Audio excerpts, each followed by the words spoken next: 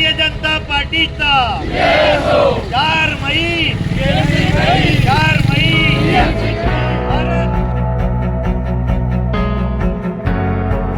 पश्चिम बंगाल राज्यातील भाजपच्या ऐतिहासिक विजयाच्या पार्श्वभूमीवर आमदार निवासस्थानी भाजपाच्या वतीनं जल्लोष साजरा करण्यात आला। हा कार्यक्रम माजी मंत्री आमदार डॉक्टर विजयकुमार गावित यांच्या मार्गदर्शनाखाली तसंच माजी खासदार डॉक्टर हिना गावित यांच्या नेतृत्वात उत्साहात पार पडला।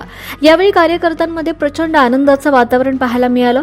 फटाके फोडून घोषणाबाजी करत आणि एकमेकांना शुभेच्छा देत विजयाचा आनंद साजरा करण्यात आला।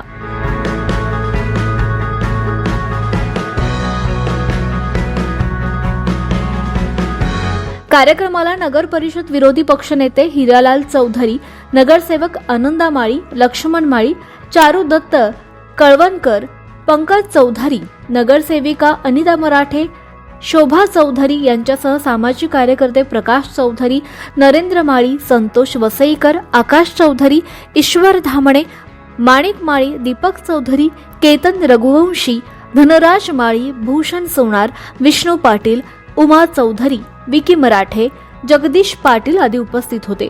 यावेळी सर्वांनी भाजपच्या विजयाबद्दल समाधान व्यक्त करत पुढील काळातही पक्ष अधिक बळकट करण्याचा निर्धार व्यक्त केला।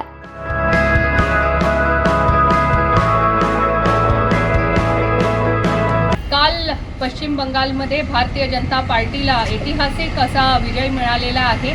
अनेक वर्षापासून या बंगालमध्ये लोकांवर होणारा अन्याय अत्याचाराविरोधामध्ये भारतीय जनता पार्टीचे कार्यकर्ते तळागाळामध्ये काम करत होते, आवाज उठवत होते, पण त्यांचा आवाज दाबण्याचा प्रयत्न त्या ठिकाणी दीदी आणि त्यांचे टीएमसीचे कार्यकर्ते हे वारंवार करून मोठा अन्याय त्या ठिकाणी पश्चिम बंगालच्या लोकांवर होत होता। शेवटी अन्याय हा कुठेतरी संपला पाहिजे म्हणून अत्यंत जोराने सर्वच कार्यकर्ते कामाला लागले।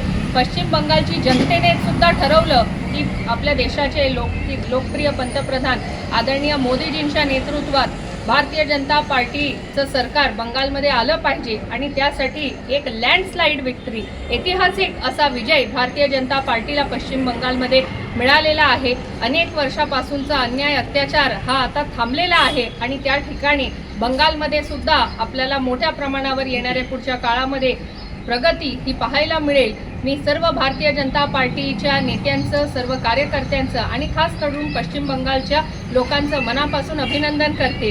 अनेक वर्षापासूनचा हा वनवास हा कुठेतरी आता थांबलेला आहे आणि विजय हा आपल्याला मिळालेला आहे। त्यामुळे आता ज्याप्रमाणे देशातल्या प्रत्येक राज्यामध्ये विकास कामं होत होती तसं आता आपल्याला आपल्या पश्चिम बंगालमध्ये सुद्धा त्या ठिकाणी विकासाची कामं ही मोठ्या प्रमाणावर आता येणाऱ्या पुढच्या काळामध्ये होईल आणि खऱ्या अर्थानं गुंडाराज हा तिथला आता संपलेला आहे।